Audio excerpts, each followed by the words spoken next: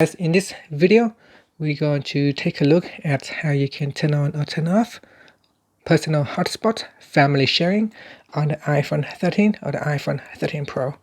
First, let's go back to your home screen by swiping up at the bottom of the screen. And on the home screen, tap on Settings. In Settings, you want to go down and tap on Personal Hotspot. Then go down and tap on Family Sharing. At the top here, tap on Family Sharing Switch to switch it off, or tap on the switch to turn it on.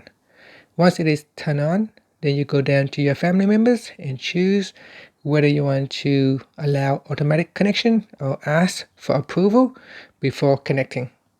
And that's it. And if you need to add in more family members, you can do that through the iCloud settings. So you go back to Settings, and then you go down.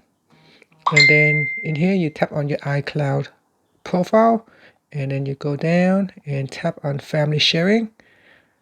And then in here, you can tap on Add Member. And from here, you can choose who you want to add to your family sharing. And that's how you can share the internet to your family members. And they will not have to keep reconnecting to your personal hotspot. It will done automatically if they are part of the family sharing. Thank you for watching this video. Please subscribe to my channel for more videos.